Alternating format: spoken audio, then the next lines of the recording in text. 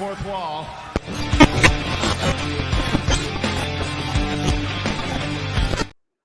Greetings and salutations, everyone. I am Tyler, the pro wrestling hipster at PW Hipster across the board, the pro wrestling hipster over on Facebook. We are here for the Dirt Sheet Radio NXT post-show rewind for February the 13th, 2024. Thank you all for tuning in. Fellas, let's go ahead and introduce ourselves and hop right into tonight's main event because we have a lot of action to cover tonight. What's happening, y'all? It's me, Soup, aka DC Soup. What's going on, y'all? How y'all doing? It's another night of NXT recap. Let's get it. Tuesday night, here with the boys, the full cast. Finally, Tyler and CJ Carter. At CJ Carter 22 on Twitter. If you feel like hitting me up on a not Tuesday night, I love getting to talk NXT with you guys is honestly like one of the highlights of my week. Every single week. They knock it out of the park every single show. And the recap that I get to do with you guys is always a wonderful meeting of the minds. So let's get into it. Hell yeah. So tonight's main event, we had the Wolf Dogs, or as they are in my heart, Team CorBron, taking on the family for the NXT tag titles. And the Wolf Dogs, and I'll say it because they won the belts, the Wolf Dogs, they pick up the tag titles in 12 minutes and 27 seconds with a beautiful spear tonight. Fantastic match. Fellas, what did you think of tonight's main event? Can I just say, John, do you have that clip ready, bro? Do you have the clip ready? Might as well just roll it if you do. Might have to roll it. Looking for the spear! There you go. So, Braun Breaker, you know what I'm saying? They like throwing us for a loop. WWE always keeps us on our toes, okay? We know they've been teasing the Braun Breaker call-up on SmackDown past couple weeks, I believe, or rather he's going to the main roster. And we talked about it on the show, too, as well. I mean, me and CJ were chopping up about it last week. You know, we already think they have something in plan for Braun Breaker on the main roster. They tease him being even a Paul Heyman guy, but that's what they do. You know what I'm saying? WWE, they have you thinking one direction, and then boom, now he has the NXT belts. So what does that mean for Braun going forward? I don't know. We were talking before the show that Corbin might have turned y'all. You know what I'm saying? I know we gag on him on the show sometimes as Constable Corbin, but I don't know. I think this works. I think this kind of works. I'm still trying to get used to the visual of Baron Corbin as a tag team guy, but you know they're using them the best they can. They got him some gold. The first championship he's won in, I think he said 6 years. 6 years. So that's crazy to think about. And so yeah, I'm glad they're using Baron Corbin in a way where he's actually utilized, and the crowd seems like they're kind of ironically getting behind them and might have to turn into a genuine babyface turn. I have no idea where they're going to go with this. There was a "You deserve it" chant. Yeah, and I mean, we saw the return of the highlighter colors on Braun's get up tonight, so I think it's pretty safe to say face Braun is here to stay. Mm-hmm. I had the thought while I was getting ready for this match, and Tyler, I kind of mentioned it to you, with this being the way forward now that they have the NXT tag team titles, and with all the hype that we're seeing Braun Breaker get on Raw or SmackDown, I think that would be an interesting way for Baron Corbin to get himself back into the main roster picture, you know, going to these GMs and being like, hey, you're looking at one half of the NXT Tag Team Champions. What about the other half? What about his tag team partner? Let's make this a package deal and try and get himself back up to the main roster on Braun Breaker's back, basically. Yeah, I think that would work fantastically. Like, I think that'd be a great way to go. But like I said, like this is working for Braun. You know, it's turned us into, you know, having favorable opinions about Corbin. Sorry, I mean Corbin. But we've always had favorable opinions about Braun Breaker. But it's turned us into a favorable opinion of Baron Corbin. The crowd is behind Baron Corbin. If they can carry this to the main roster and pull up this, you know, lightning in a bottle that they have, they could actually get Baron Corbin over on, you know, SmackDown or Raw, wherever. Like, it could finally happen. 2024 could be the year of Baron Corbin. If they don't fumble the bag.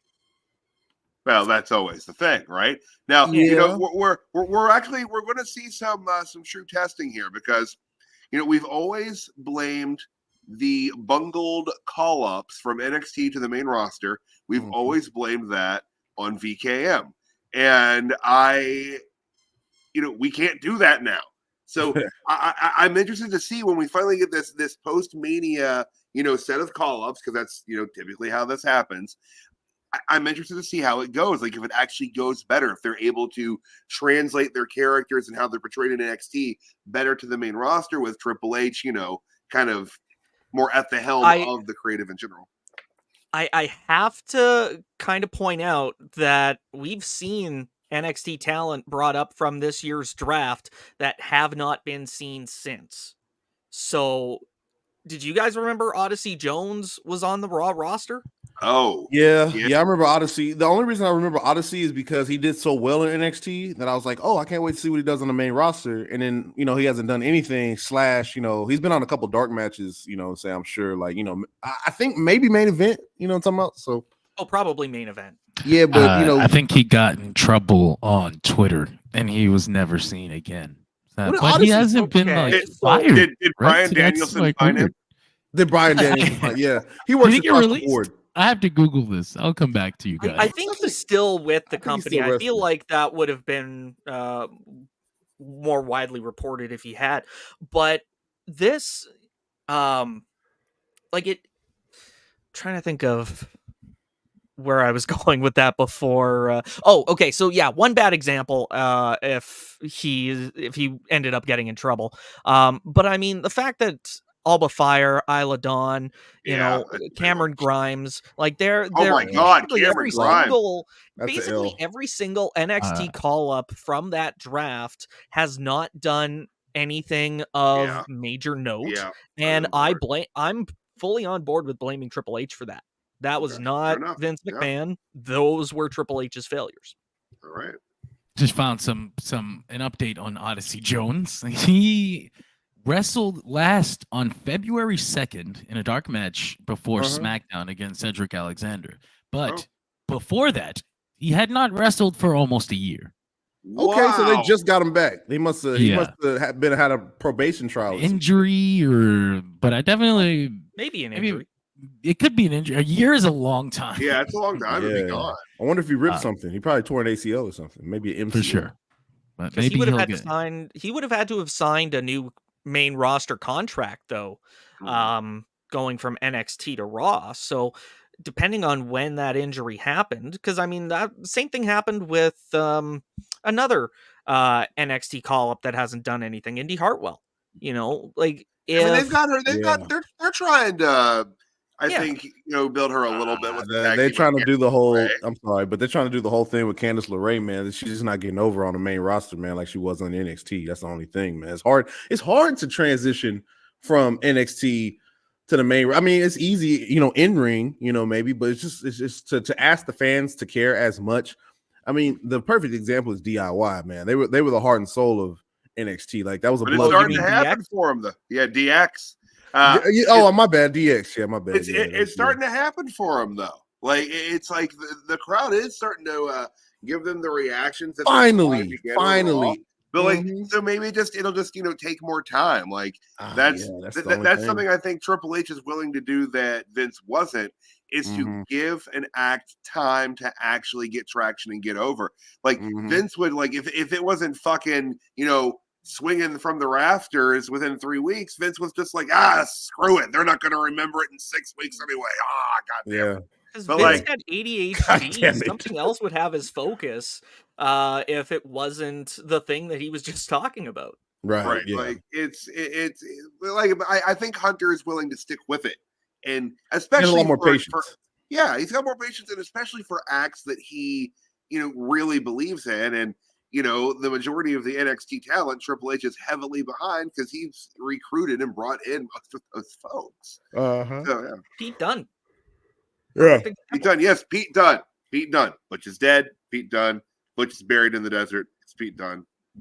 I was very happy with that. I was very happy with that, by the way.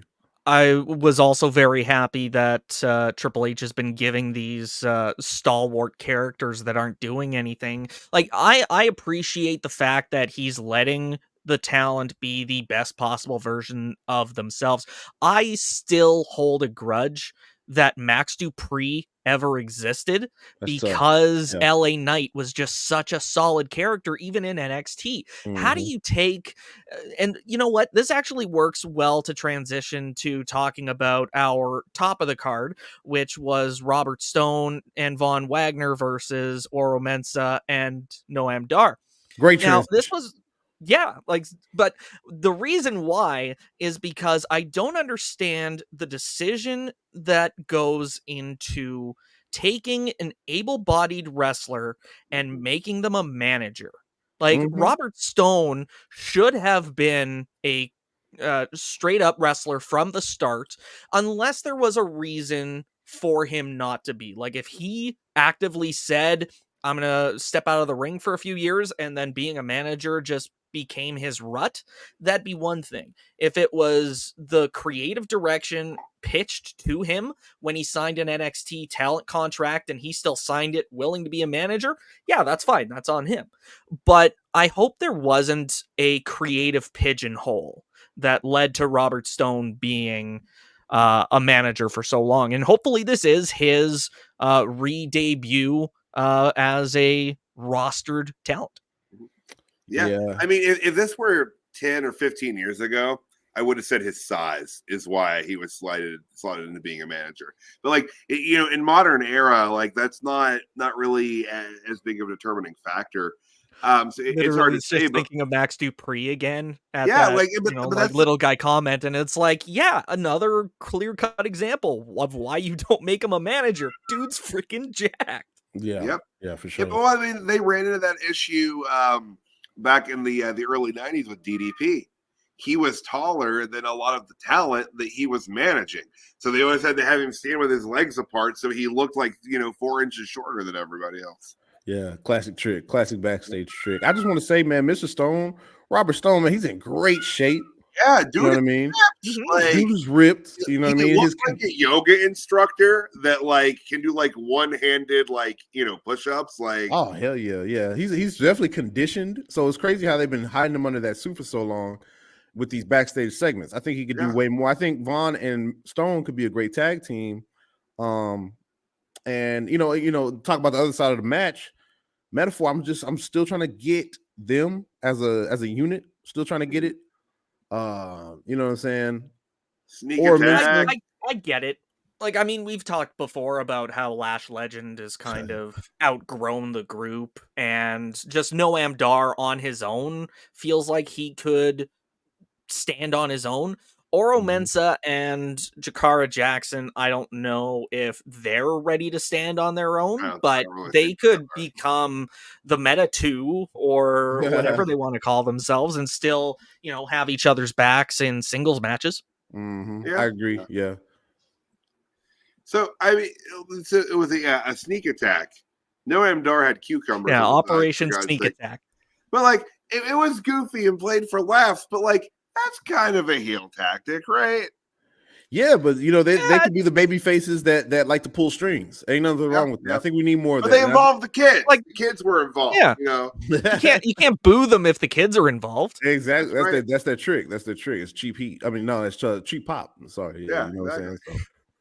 The kids are cute. Can't boo them.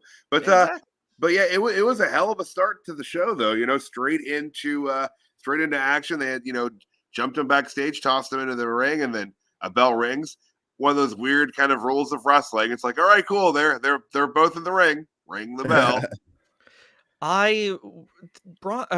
Byron said something on commentary. I can't remember exactly what it was, but it had something about these kids going back to school. And I'm like, well, at least we know that they didn't get expelled when Von Wagner fought those other kids. Exactly. Yeah, I think they let it slide. I think they're like, on national television, it's fine. It's for the. It didn't happen on school property, Yeah, there you go. That's the loophole. Yeah, there you go. It was at the Dairy Queen across the street. Yeah. That's not. We're not affiliated. Same Dairy Queen that the Jim Cornette thing happened at. So, yeah, fucking bitch. How can you?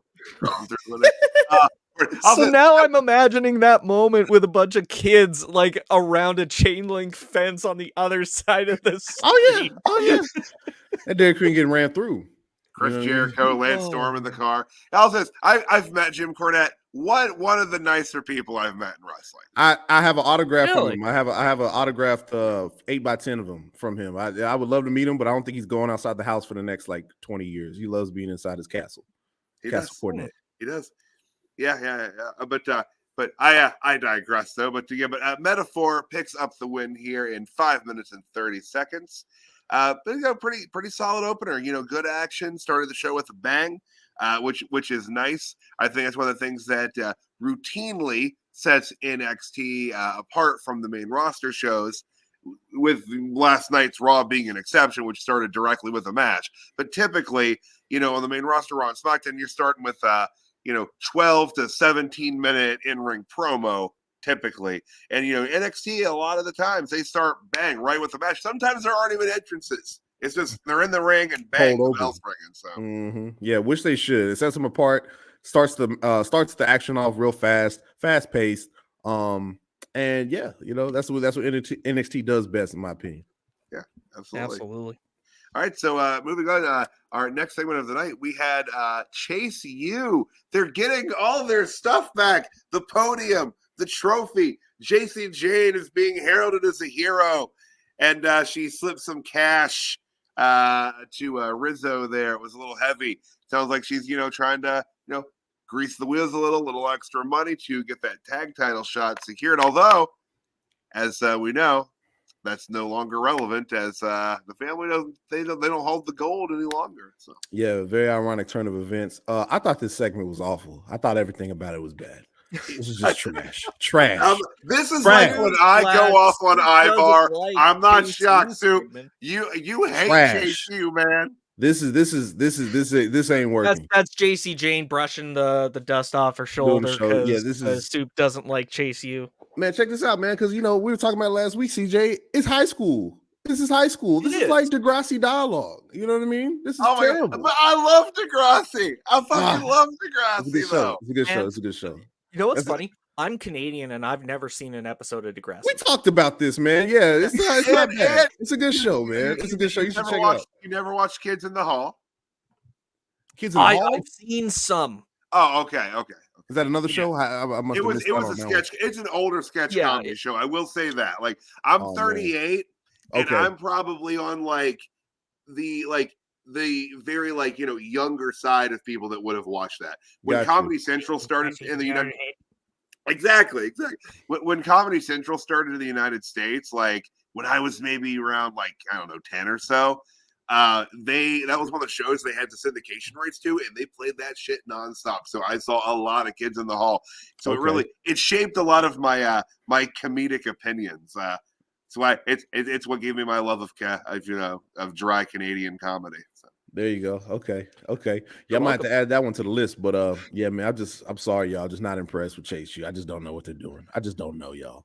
Just nothing. And we thought it was over. We thought it was going to be brought to an end. They set everything back up. I was like, what's going on? Did I miss something? You think it's going to lead to JC Jane turning back to a hard-edge heel and taking it over and I don't think so. I think she's genuinely on board with Chase U right now. Like she seems to be in a really good place as far as being around good supportive people, especially given the vile things we've seen her character do.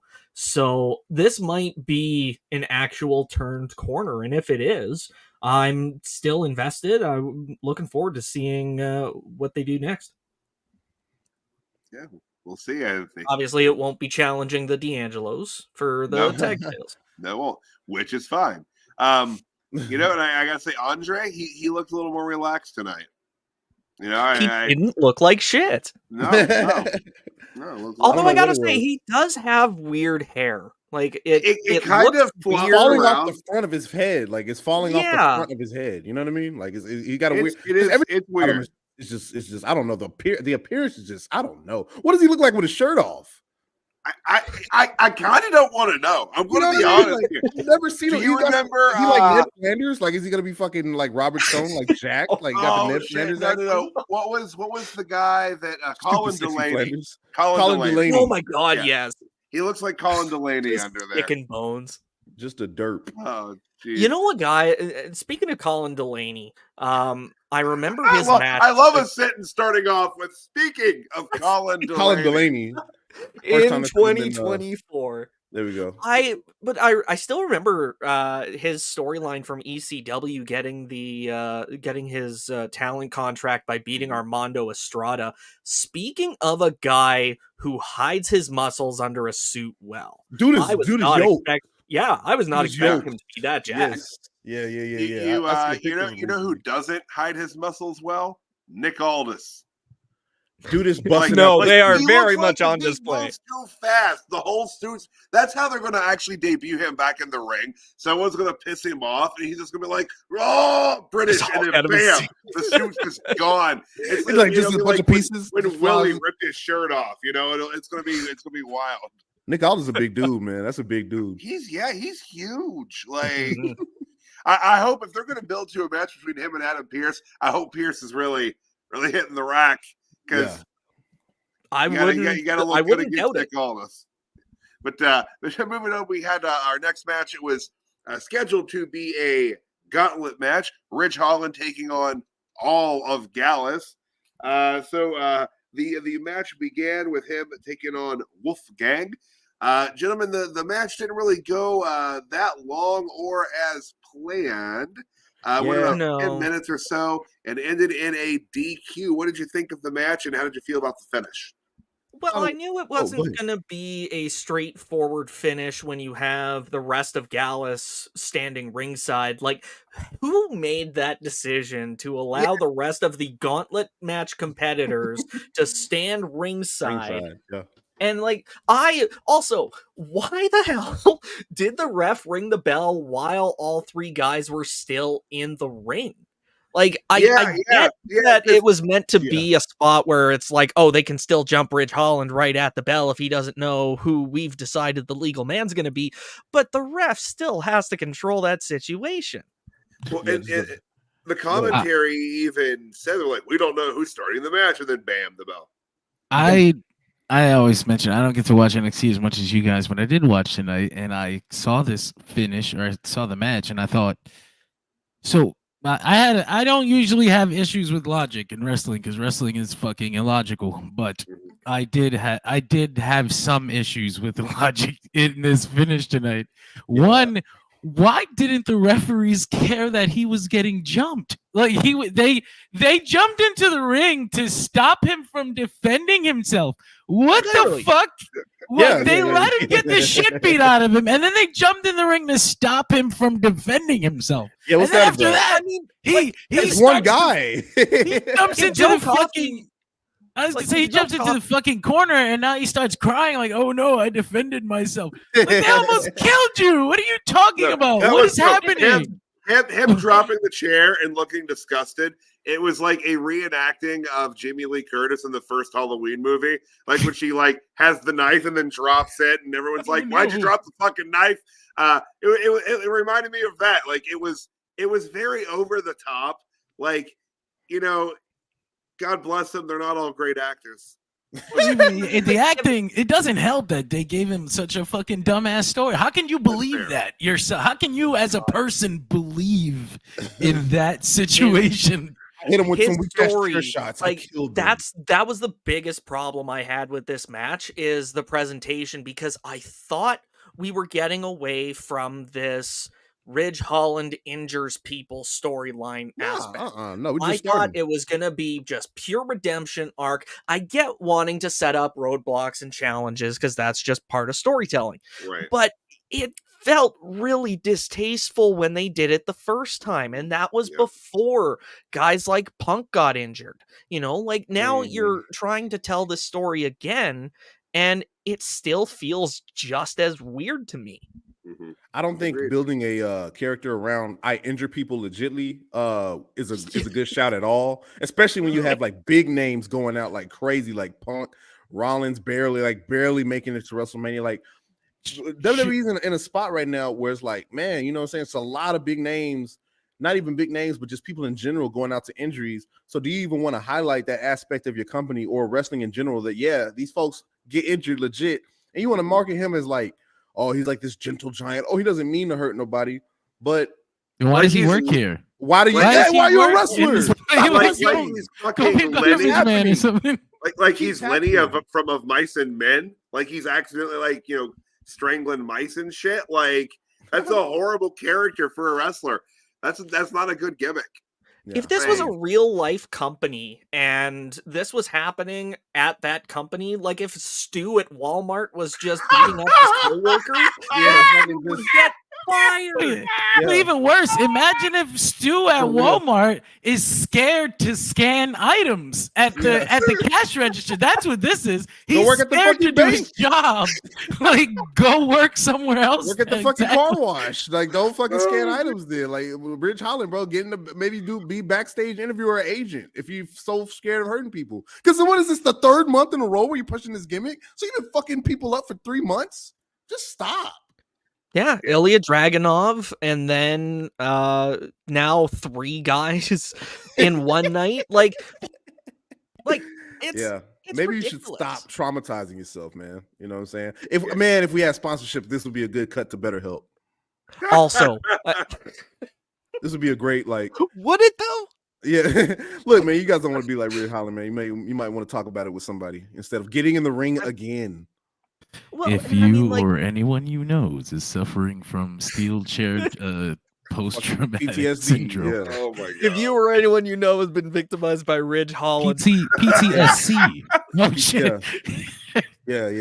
Oh Jesus! That's 2 separate lawsuits we have to deal with. The people who are scared to do the chair and the people who do the damage. Good God. But also, Vic Joseph on commentary, literally hand-holding us through the entire nuance of the storyline too. Like, that was a really weird choice, right? Yeah. That means they got something planned big for the storyline. Yeah. But Exactly. I don't know. Yeah. I'm not on the edge of my seat for this one, Sean. This is what I applied for. Man, Rich got something coming. I don't know. But yeah, man, I thought it was big things coming soon. I don't know. I thought it might have turned into a Ridge Holland is getting more allies. I thought someone's music was going to hit when they were setting him up for that chair shot. But at least this time, they didn't show the entrance ramp long, like those long shots. Like he's just getting his ass beat. It's just like, here's the ramp for 3 seconds and no one's coming. Okay, he's getting his ass beat. Here's the ramp again for a few more seconds.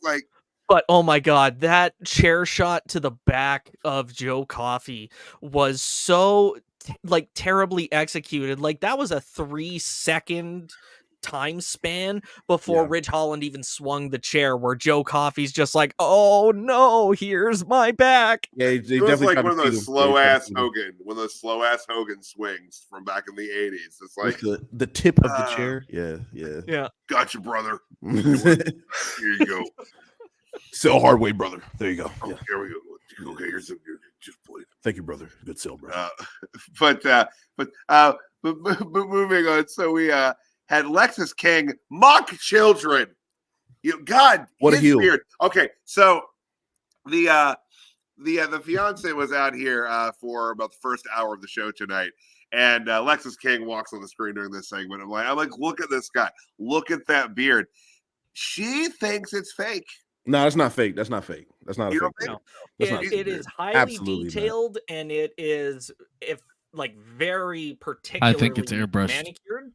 I think it's enhanced. It's not that it's fake. I think it's an enhanced beard. There's something very unnatural about it. No, it's so good that it looks fake. Evidence in the ring, though. After a match, you're right. It would have rubbed the ring. With that on. But the girls drop makeup on the ring all the time. You have to look really close to see it. Nah, bro, his edge up he got that Jeff Hardy action. You know how Jeff Hardy had the lines, but he has more suspicious. Jeff Hardy definitely had the lines. That it's just a very short, very thick, full beard. It's the color. I know beard. I do beard. I'm a beard guy. That his beard looks off, and I said it about Braun Breaker before too. Man.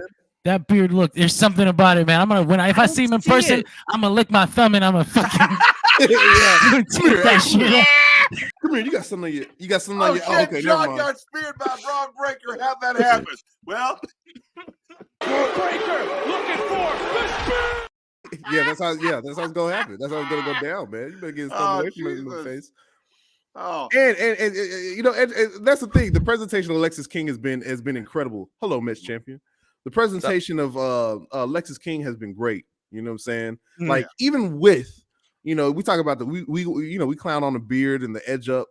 He looks great. So yeah, it's such a great look. It's very unique. It's very him. It works for him.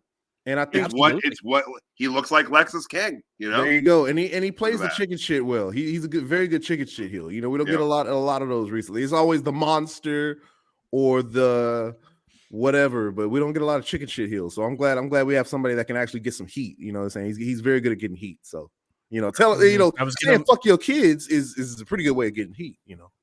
I was gonna mention this later when we talk about his promo with Oba Femi, but I might as well just say it now since we're talking about him. He has such a handle on his character that is unlike anyone else in NXT, even half the main roster. He knows exactly who Lexis King is, and he nails the presentation to a T. He has it. It is undeniable at this point, and I'll mention it later again, but so does Oba Femi. My God, that man has just the biggest presence of anybody on that roster right now. Agreed. I agreed. Yeah. but yeah, I think I agree with you. King, he definitely knows who he is already, which is powerful. He's young and he's, you know, fresh at this, and being able to like kind of, you know, crack that little it of who you are this early in your career, that's massive.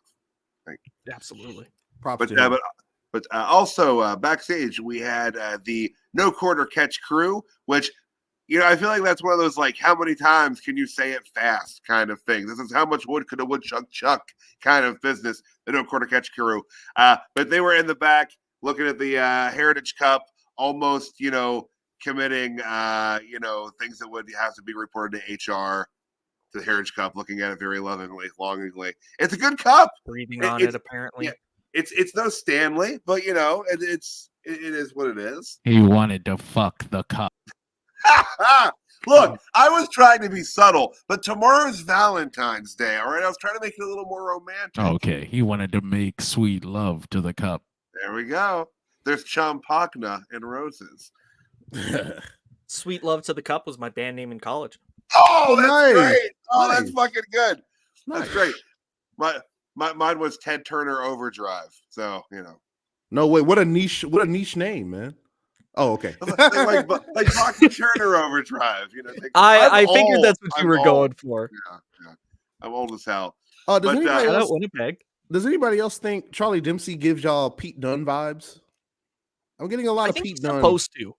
I think he's just that sort of tough guy, British style that William Regal did really well. You know, like a lot of it, kind of living up to that tough European wrestler mindset. And I think it's a part that he plays really well.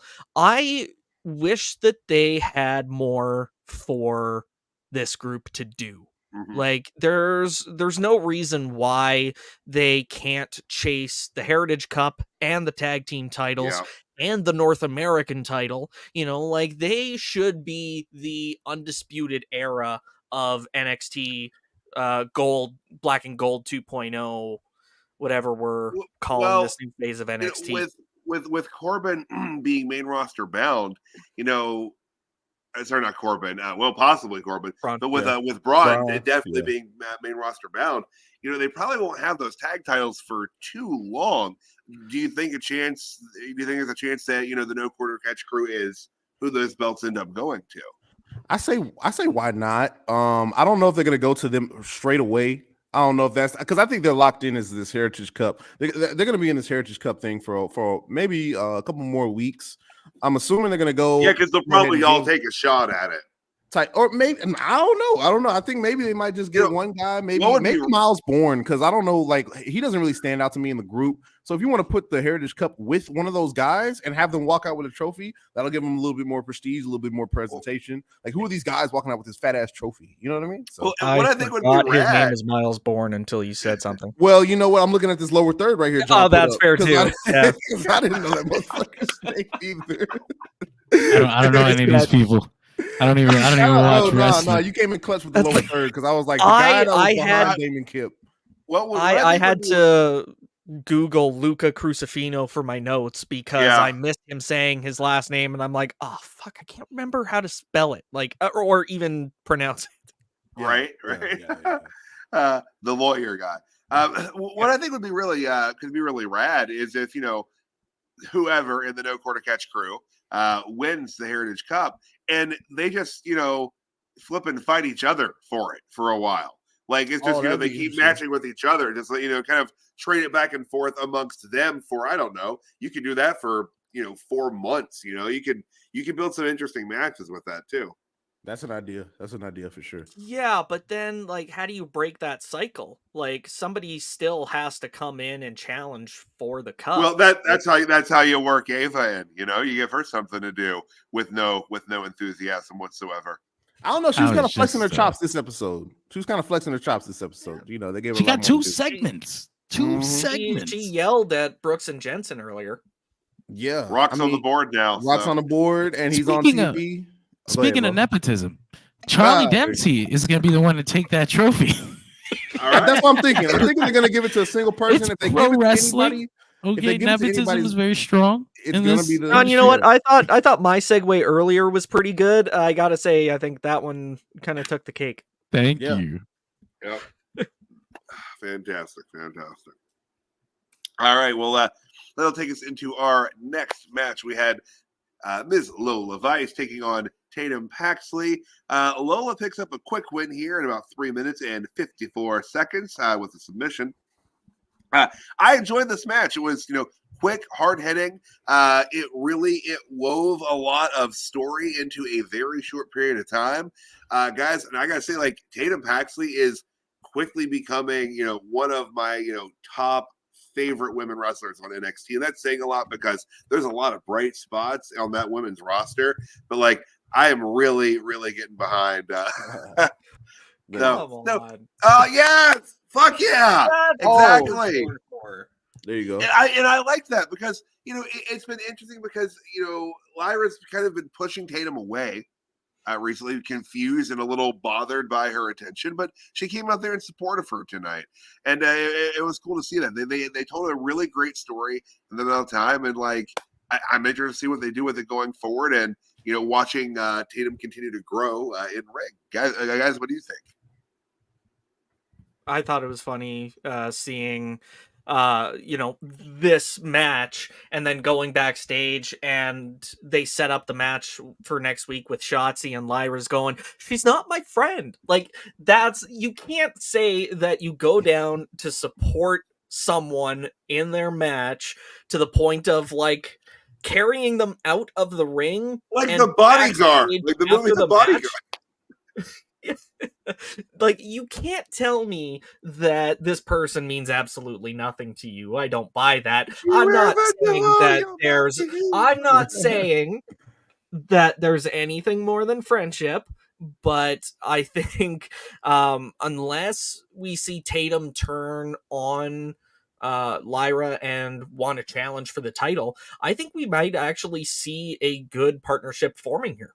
They're just great roommates and good friends. Oh my god, they were roommates. Like Laverne and Shirley. I can see definitely the internet wrestling community, buying into the sexual tension. I could definitely see that. I like the matchup between Lola and Tatum. Lola, I feel like could be a breakout star one day. I feel like right now is not the. I don't want to say that because they're pushing Roxanne, but I feel like eventually they're going to need to have Lola step up as one of the main players in NXT women's division. I feel like she has a lot of spunk, a lot of charisma, a lot of fans behind her. Maybe give her a good heel program to work with. Yeah. And then we'll see the Tatum and Lyra relationship grow off of this. I don't know if they're going to be in a consistent, what's called feud with Lola Vice, but let's keep on building on that Tatum and Lyra relationship. So they got something good here. They got the fans' attention. They have some sexual tension. Nah, I'm just playing. But keep your names out of the AI generator. Don't do it. Yeah, we don't need no custom imagery over here, man. Come on, man. What's wrong with you people? But yeah, a lot of great. Put my email in especially case. earlier. Like really early in the match, there was a lot of great flow between moves and counters, and it was a great thing to see. I love how seriously the women's division is taken down in NXT. Oh, yeah, we say this pretty much every week. They've got the best women's roster in professional wrestling, and I think they do the most with it. It's tonight it's heavy on the women. Sorry, I just noticed that breaking news banner, John. What's going on? I want to because it's happening right now. Damn. Yeah. Oh, wow. Damn. I'm sorry. Damn, you hate to see that, bro. Fuck. That's horrible news, man. It just happened right now. Damn, man. I guess. God. She won't be facing Tiffany Stratton on SmackDown. That's tough. I don't think so because that hasn't been taped yet. So yeah, I mean, this is coming from fan reports out of the audience. She suffered a serious knee injury. Fightful is saying she'll be checked out for confirmation on the severity of the injury, immediately, and they'll know more in the morning. But that is where we are with that. Unfortunately, these injuries, y'all. These injuries is just getting more and more consistent, bro. And this is why it's still in bad taste for this Ridge Holland storyline aspect to continue. It's like every week. A big name, and it's cursed at this point. It's tough. We had them do the spot with Ilya Dragunov, and then what was it, like 2 days later Seth Rollins gets injured, or it was or was it Cora Jade that somebody was injured like very close proximity to when they did this the first time. Now it's the same night. Just leave it alone. We need to cut that Ridge Holland shit out. This shit not even cute, bro. This is ridiculous. WrestleMania season, like, come on, man. That's tough. That's tough news, man. That's tough. That fucking sucks. Like, that's awful, man. So hopefully it's not as serious as it's anticipated, but hopefully, man. Yeah, man. I'm praying for Shotzi, man. And to think she was. And we talked about. I keep on saying I'm like a broken record. We talked about it last week, but we did, man. We talked about how you take somebody from the main roster, put them on NXT, see if they can forward any storylines, see if they can have a spot for them, get some television time. And she takes the opportunity. This is her opportunity to kind of like show what she does. And then it's just that's tough, man. That's tough. Same thing happened to R-Truth. Mm-hmm. Yeah, I remember that. Yeah, when they were gonna go into a program, you know what? And I don't want to go off on a tangent. I don't want to go off on a tangent, but R-Truth went down to NXT 2 to kind of be in the same spot Shotzi was in, and he was gonna work a program with Shelton Benjamin on. They were building something on Main Event where he wanted R-Truth to be more serious. And R-Truth went down to NXT, unfortunately injured himself, man. Working more dates, that gives more opportunity, higher percentage, a chance of injury. You know what I'm saying? The shame, it's not all, just fucking backdrops all day. People getting injured off this shit, man. That's just tough to hear, man. So, it is what it is. It's wrestling. Bummed me out, but knowing that it cost him a program with Shelton Benjamin was like that hurts even more now. Yeah. And to think now. Go ahead. Yeah. Well, I've said basically for as long as I've been a wrestling fan, Shelton Benjamin is an incredibly underrated talent, and he could have easily carried the WWE Championship in 2007 if they had given him the chance. Yeah. That is how good he is. He came back for this run. I thought they were going to utilize him better, and they did nothing with him again. Yeah, that's tough. Yeah. Okay, aside from the Hurt Business. Right. That was great. Too bad nobody was in the crowd to see it, though. I hate that. I still hate that too. Unfortunate timing. Bad timing, man. So, but we'll hop on to our next match on the card. We had Jaida Parker taking on Adriana Rizzo in a singles match. Parker picks up the Parker. Hey, Miss Parker. Hey, Miss Parker. Yeah. Jaida picks up the win in 4 minutes and 2 seconds with a running haymaker. Pretty solid, quick match. I had no idea who was going to win going into this, which is always fun to have that happen. I feel like as a wrestling fan, we all hit the point where you can call 90% of stuff usually, and it's always nice to go into something and go like, I have no flipping clue. But what'd you think of the match, guys? Two things about this match. First, Adriana Rizzo does a great job. It does great character work. I think she does great character work. Now I know really a lot of that's genuinely her voice. Like I want to like too. a 60-year-old Yeah, she Italian has a great accent. That is great. If that's an accent, like she's it's doing low, like it's and that's different. It's different. You know what I'm saying? So I love what Adriana Rizzo's doing character wise. I know I shit on a lot of the acting and backstage stuff. But whenever Adriana Rizzo, she owns it. She is that character. You know what I'm saying? So shout out to her. Jada Parker, this was her breakout match. This was it. This was her breakout match. And if you want to talk about OTM as a faction, whatever, I'll put up with it. Make her the main star of OTM. Make her the main star of OTM because, respect to my fiance, she looks great. She has the size. She's I love the attire. One entire ass cheek hanging out is fucking fire. She had the Zack Ryder action going. Yeah, Zack Ryder. Yep. She had that Zack Ryder action. I don't know what he was thinking, but I am a fan. Big fan. But I want to make it clear: Zack Ryder did not have one ass cheek hanging out. He didn't have an ass cheek. He had some thigh action. Big fan of that as well. Yeah. Because I had to make that clear because that put that thought in my head, and I needed to not only get it out but share it with everyone. So Hey, who knows what he's gonna his attire on the Indies? I don't know if he wants to bring that back. Definitely just leave the ass cheek inside the pants. But Jada Parker did her thing tonight, man, and the whole crowd was behind her. She looked great in there, bro. So hey, keep on going with Jada Parker. Maybe Lash Legend versus Jada Parker down the line. I think that would be a great match if you want to do some matchmaking. If you want to do some booking. If I was Tony Khan, I'd make that match happen next week. No story. But I think Jada Parker is a great look, man. Straight up. Yeah, absolutely. And I a lot of your sentiments I was going to echo, like talking earlier about Lexis King. These two women are two more talent that have great handles on their characters. Yes. Like they know exactly what to do, what to say, how to do it. And I think this was a great showcase for both women. Like definitely a breakout match for Jada Parker, but also a great match for Adriana Rizzo. Like she looked tough as hell all throughout the match. She did. And to Tyler's point too, I also had no idea who was going to win throughout the match. Like even the feud between OTM and the D'Angelo family was like they still felt on even footing even after their tag team match.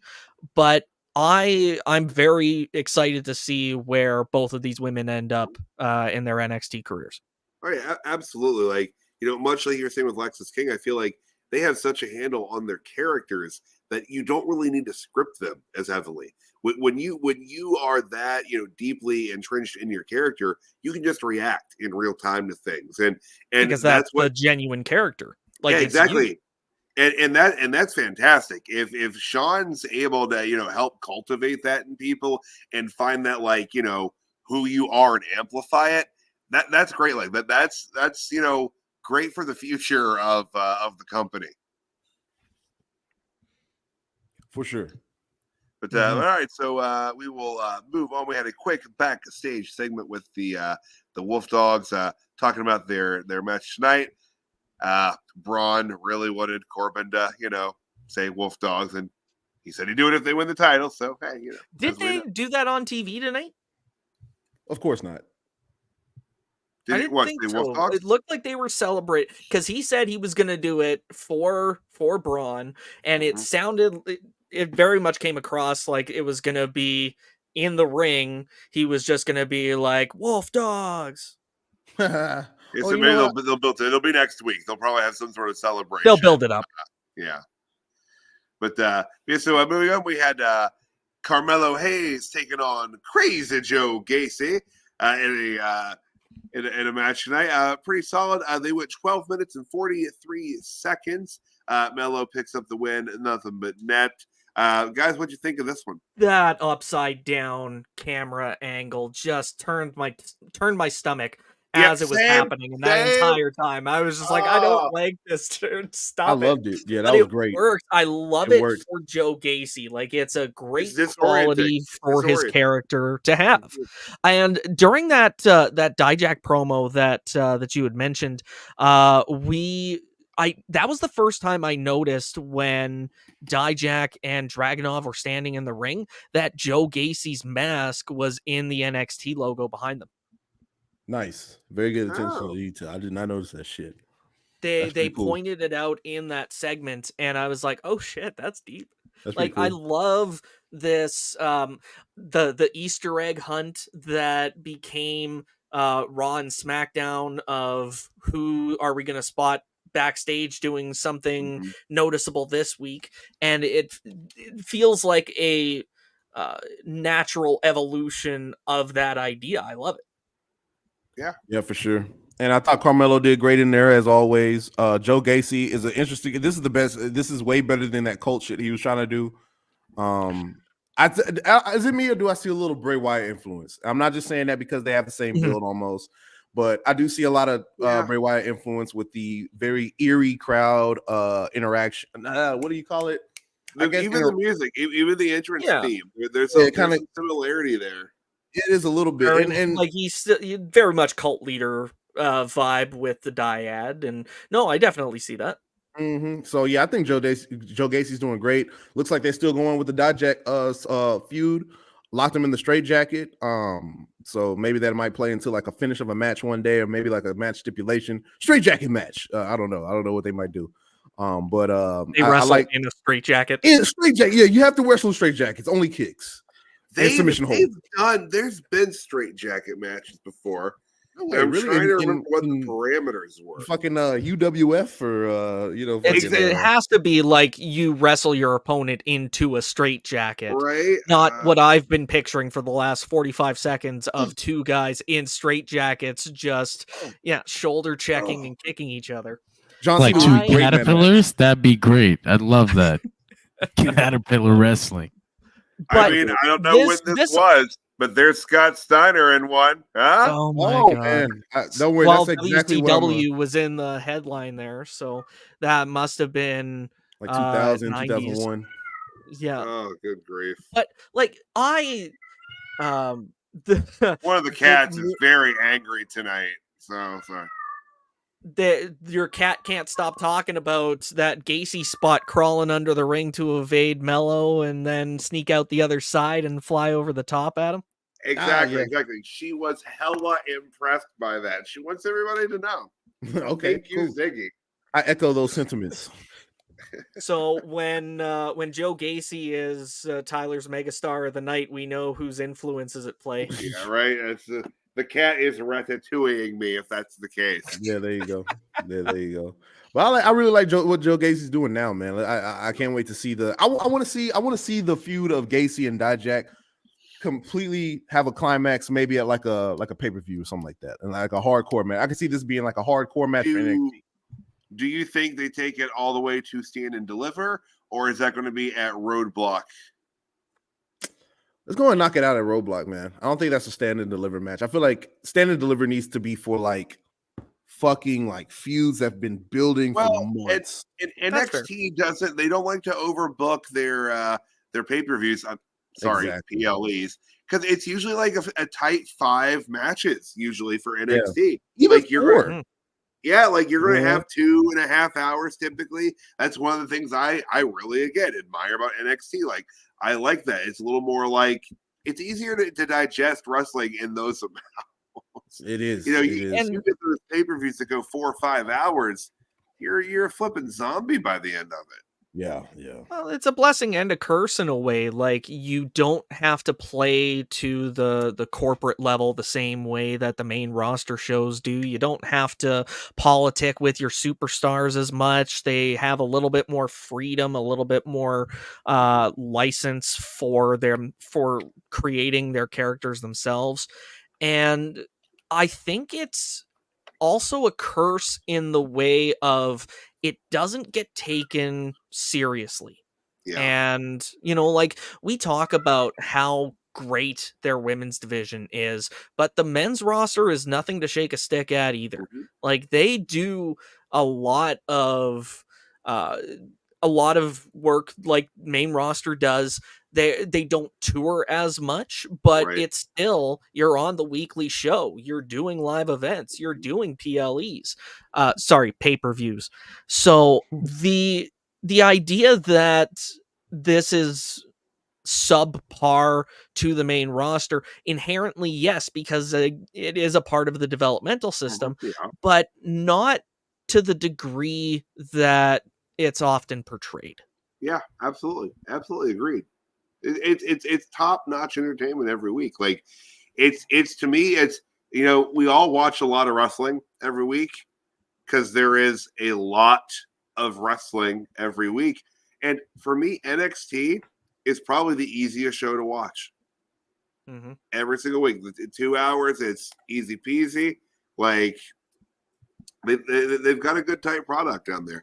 But we had a backstage segment. Roxanne Perez angrily storms into the women's locker room, complaining about, you know, her match for the title being all messed up, and ends up just shellacking. Like it says Ren. slap the shit out of her. No, that was a full-on fist. Like even Ariana Grace was so surprised at how stiff that punch was. She was like, I'm going to make that Dijak punch look like nothing. Whap! You thought Paul Heyman gave a good reaction on Thursday? Well, wait till you see what I do on Tuesday. Yeah, she played her part well. I thought the segment was okay. A little high schoolish again. We got a little Hickenbottom high, like what we used to call it. Hickenbottom high. We call it. Yeah, that was last week. Yeah, very. Did you miss that? I gotta turn that into a shirt. That's Hickenbottom high shit, man. That's Hickenbottom high. Love that. There we go. For sure. Like, a lot of these storylines too is you know, especially when it deals with, unfortunately, with the chicks, the women is you get a lot of. Go ahead, bro. Roxanne, it's very hard to take her angry face seriously, and I don't know if it's because she's too pretty, so short, or is it because is it her fault? Like, can she not make a genuine face? Because if she's really angry and she looks like that is adorable. You can turn that into a cartoon. And it felt like they were leaning into it in the segment with Ava in Ava's office. Like, not only the height differential between Roxanne and Ava, but it was this sort of looking up like a child that is in the middle of a tantrum. I feel like they're gonna lean into that. I think that is gonna be Roxanne's heel character going forward, is this impetulant child that wants everything, and I really had to laugh. Exactly. Like, I had to laugh because I had to actually look this up during the show. Ava is 3 months older than Roxanne Perez. Wow. You would not know that to look at them. No. And especially that size differential. Ava is so much taller than Roxanne. But yeah, there is only 3 months difference between their birthdays, according to Wikipedia. Roxanne's angry face, I think, might be in large part due to her height. She is 5'1", and I can say, as someone who is 5 foot tall, like, it's hard to take it seriously when there's anger coming out of there. It's just like, and I'm not a tall dude. I'm like 5'8". Like, I'm not a tall guy, but like, even still, it's just like, why? I have a friend like that. And set you on the shelf with the Legos. You can just hang out there. See, the problem is, the problem is with Roxanne, real quick, I was gonna say is, man, it's just she's too baby face. She literally has a baby face. So whenever somebody's that small and angry, have them play a deadpan. Don't do any pouting. Don't do any scrunching of the face. Just play a deadpan, because when somebody's really that small and pissed, trust me, it's like you're deadpan the whole time, and that's how you know they're fucking pissed. So definitely going out of her comfort. I don't want to say comfort. I don't know her personally, so I don't know if this is easy or hard for her. But I will say, you know, naturally it does come off as like, oh, look at her trying to, you know, be bad, you know. But they're trying to do this heel turn thing with Roxanne, it's going to be a challenge, man, because she comes off so much, especially like y'all repeated, the size difference, the baby face. Yep. It's going to be hard to do. Yep.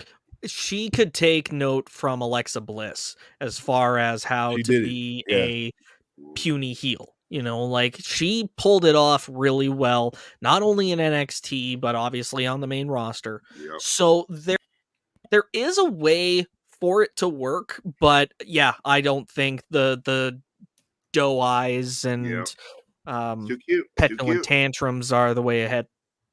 Absolutely agree. Absolutely.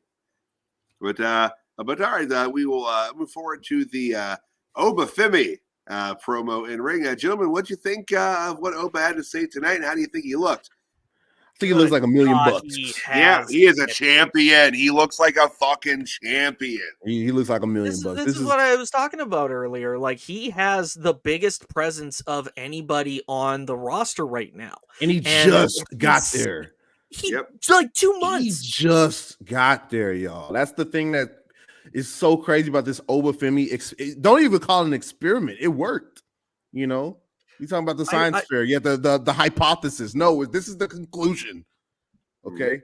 Oba I Femi. think back to last year, the road to WrestleMania, Roman Reigns and Cody Rhodes were cutting this promo, and Roman was talking about Dusty. And he brought out his Dusty accent to talk about Dusty saying that Roman had it. And that is what I thought of when I see Oba Femi. Like, he has it. He's going to be a star. Can't deny that he is everything that WWE looks for to the letter when it comes to marketable main event stars. Michael, if you could build a superstar from the ground up, I can hear JBL saying it. Very good, very good. Yeah, like this is gonna be a great feud because Oba Femi has it. Lexis King has it. There's just so much chemistry in waiting for this match. Like if they use Lexis King's experience and really lean into Oba Femi as this unstoppable monster, they have a real hit on their hands here. Now, we've talked about, how it looked like they were positioning Oba Femi to be more heel. Does this kind of put him in more of that tweener category? Absolutely. I think so because, you got Lexis King came out.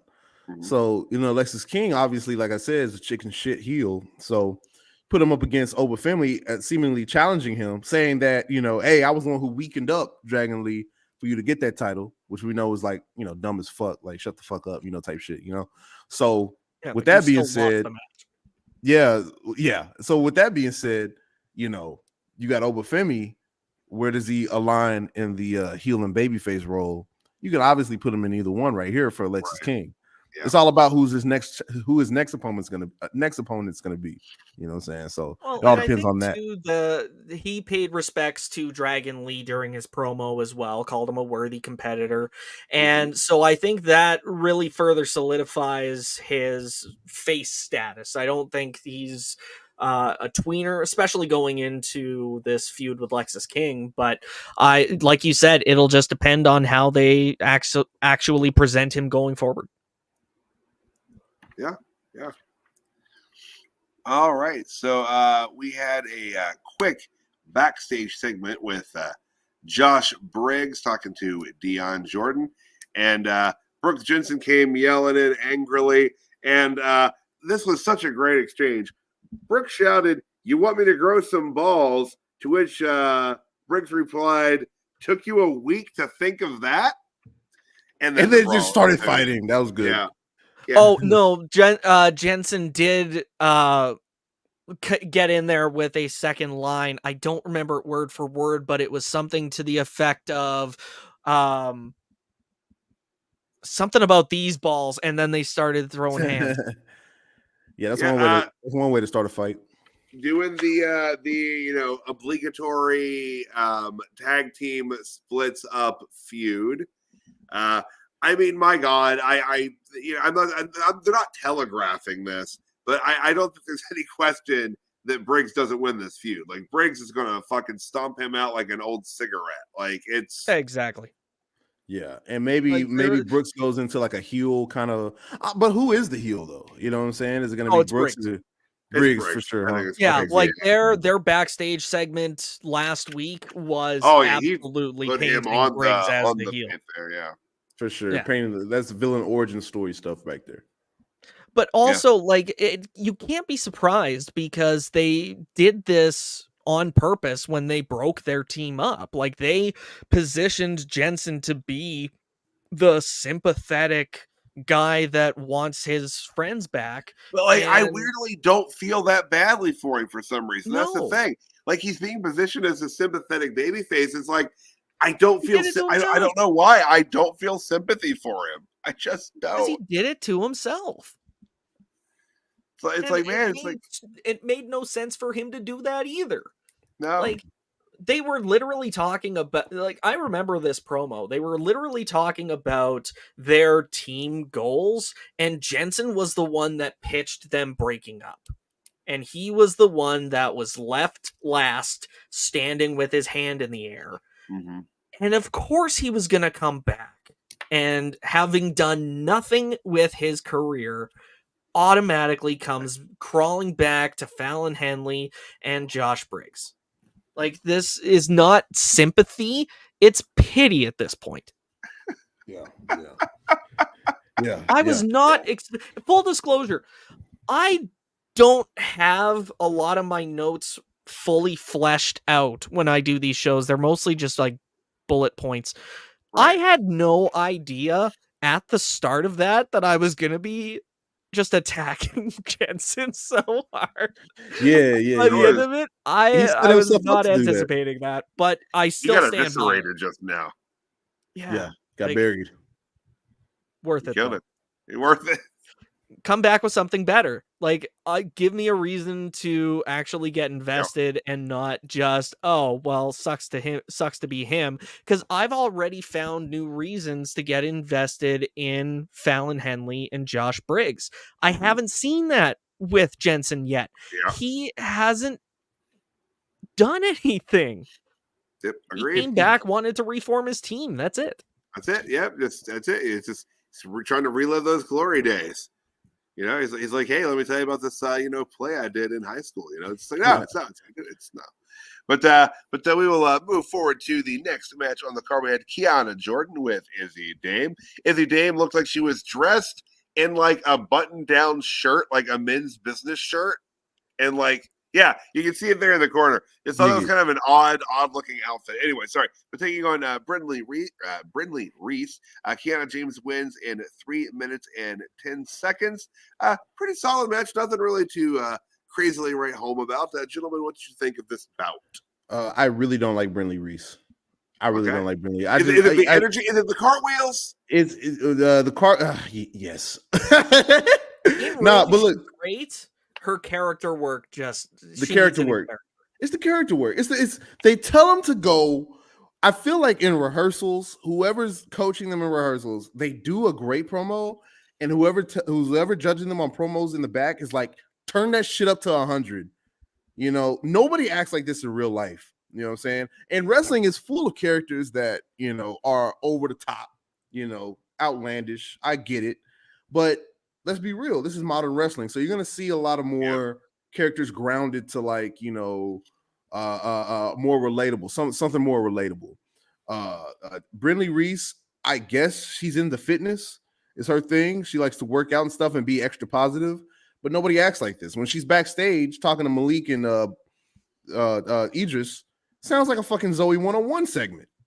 It sounds like something off of Nickelodeon. She's like shotgunning Bang energy drinks. Like she is about to vibrate at a whole different frequency, like into Earth 2 or something. Like I'm in my lower 30s, and I don't have anywhere near that energy. Like, I'm not an old man, but my back just can't comprehend having that much energy that she does. And it is kind of souring in a way. Like it turns me off to her character that she's so energetic, and meanwhile I'm just like, well, I slept on my side wrong. I guess my entire day's ruined. I pull a trash bag out of the trash can and I pull a muscle, Boom, it's over with. Yeah.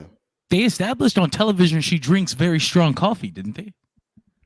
Did they? Yeah, Is that because her- they take her coffee, right, and they drink it, and they say it tastes like shit. So one has to assume, going by the way she presents herself on TV, that it's very caffeinated. Okay, that would make Okay, sense. well, Maybe There she we gets go. one of those Jet fuel. Panera Bread The lemonades lemonades, yeah. That's what she's rocking. That's why she's right good before a match. doing all those Or cartwheels. yeah. I'm just not a fan, y'all. I'm sorry. It's just anything kind of like just over the top. It just once it stretches my suspension of disbelief too much, it's a wrap. It's over with. Yeah. So I'm with her being a super positive person, super positive character, but not when she's like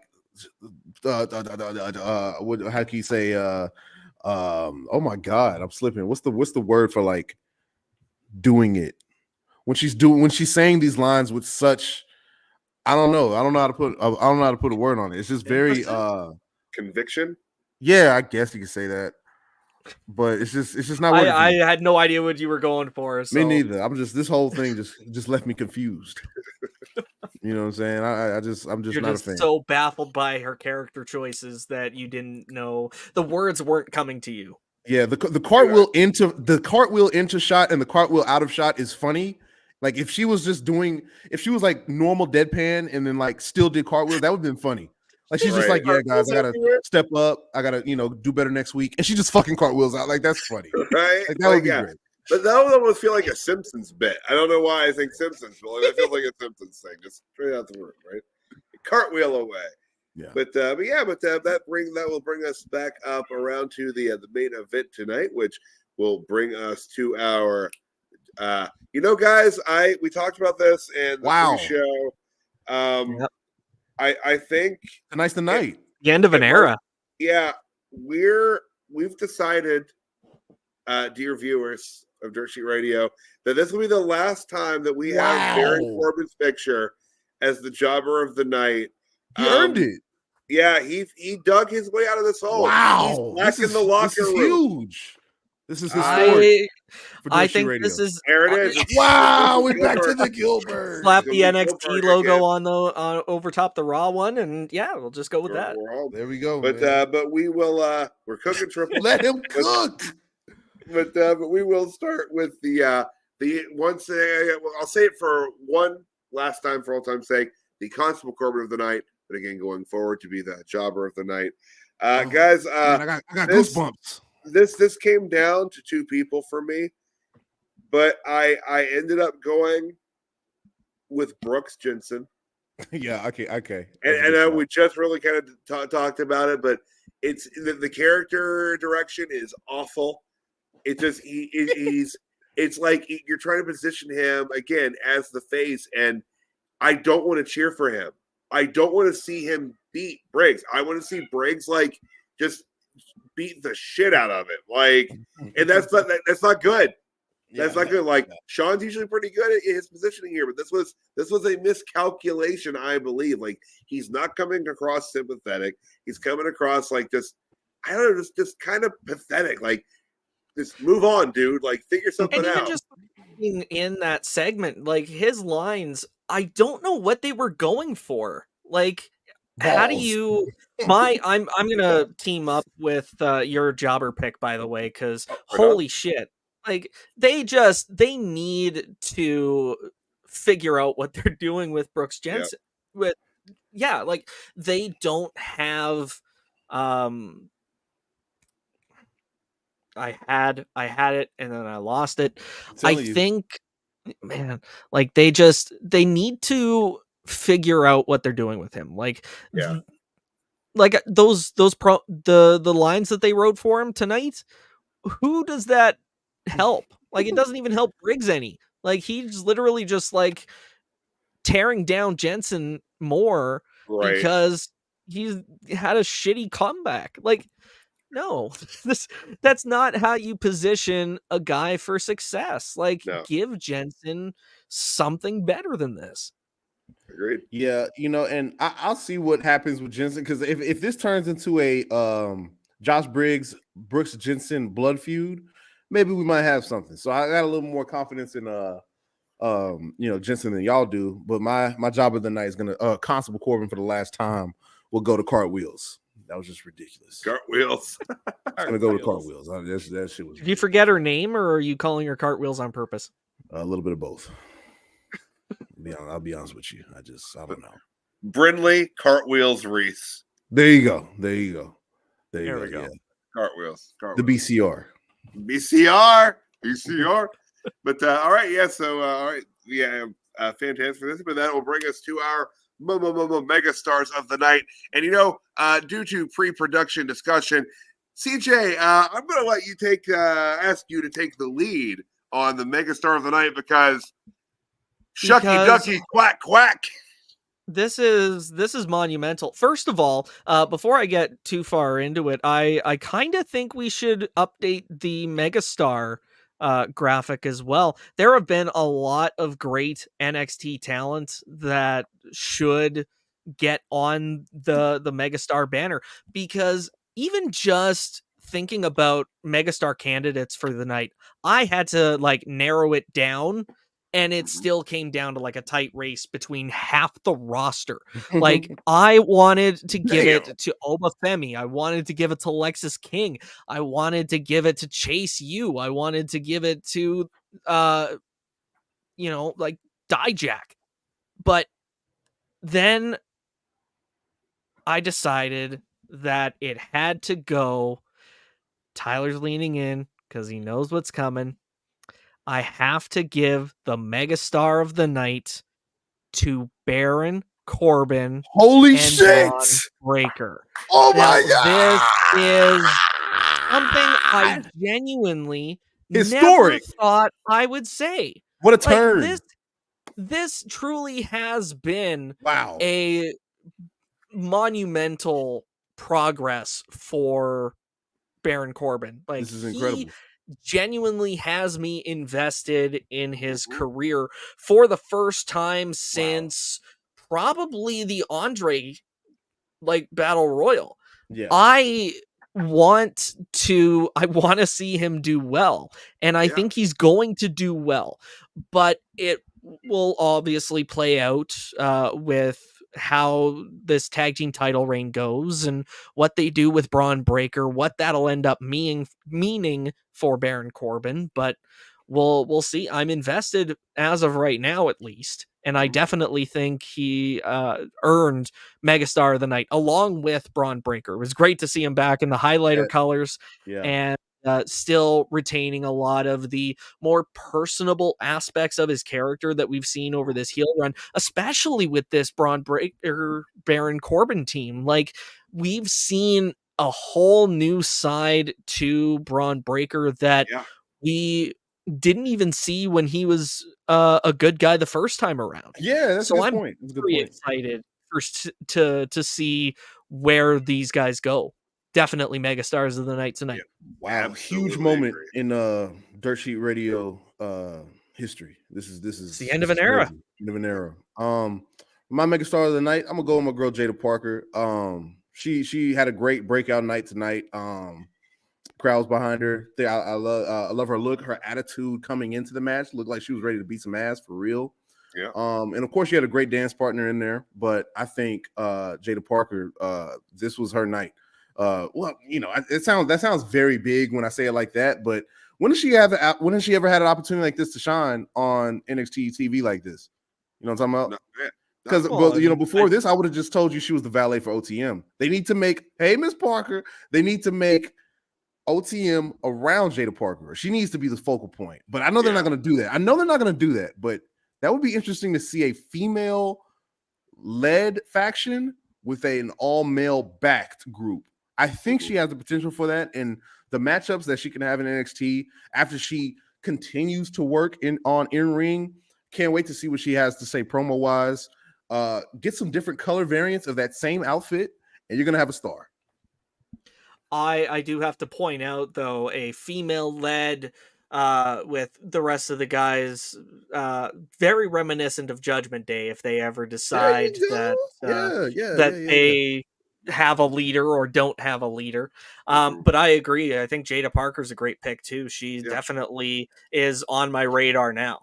Yeah, for sure, man. Yeah, let's see if they utilize her. Mm-hmm.